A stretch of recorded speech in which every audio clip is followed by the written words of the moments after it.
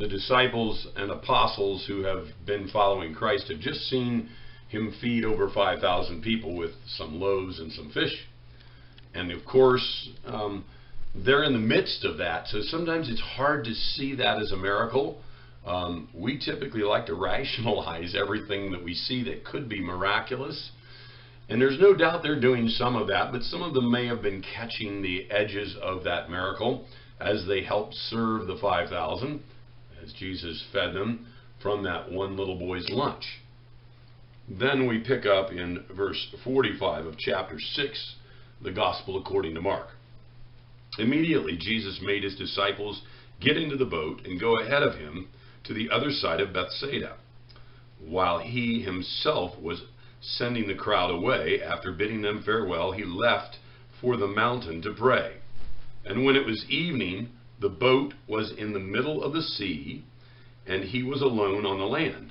Seeing them straining at the oars, for the wind was against them, at about the 4th watch of the night, he came to them walking on the water, and he intended to pass by them. But when they saw him walking on the sea, they supposed that it was a ghost and cried out, for they all saw him and were terrified.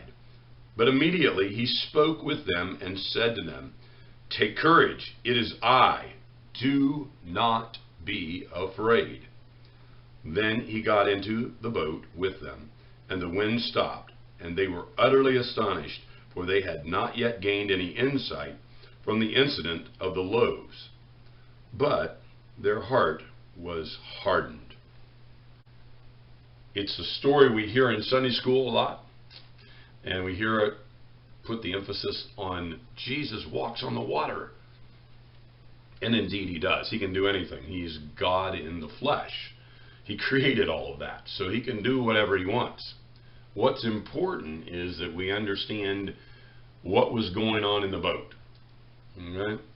Jesus was on the shore praying, and these guys were out in the boat, and apparently there was quite a storm. They were struggling against the wind, trying to row the boat the direction it was supposed to go, and probably wondering what was going to happen to them in the big picture, because should the storm come too strongly at them, it could break the boat up, it could capsize the boat, they could drown, and that would be pretty much it, really. And that's where their fear came in. And fear does a lot of things to us. In this case, it blinded them from seeing who Jesus really was. He comes walking out on the water to them, and they think it's a ghost, a supernatural spirit or something. They don't recognize it as Jesus Christ. They don't see him for who he really is because of the fear. They are worried about saving their own mortal lives. And that fear of saving their own mortal lives keeps them from seeing who Jesus is. But Jesus knows how to change that. And it says he spoke to them and he said, "Hey, take courage. It's me, Jesus."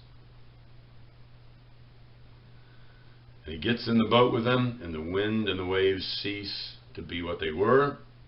And of course, the disciples are astonished. They're you can imagine they're just sitting there going, what? This is what was going on in the boat, because they still were hardened in their heart. And we have to maybe put a little supposition after this, if we can, to say it started to soften their hearts towards recognizing who Jesus was. But the real issue in the boat was they were afraid. And when we get afraid because of our mortal lives, and we've seen a lot of this in the last couple of years, when we get afraid for our flesh, for our mortality, we often miss Jesus. We often don't see who he is and what he's really doing in our lives. And in this case, it was the miraculous. Jesus said in the Gospel of John that his sheep would know his voice, and that was the saving grace of these apostles in the boat. They heard his voice and they recognized it, and it changed their circumstances. But had they continued to sit there in their fear, they would have missed Jesus completely.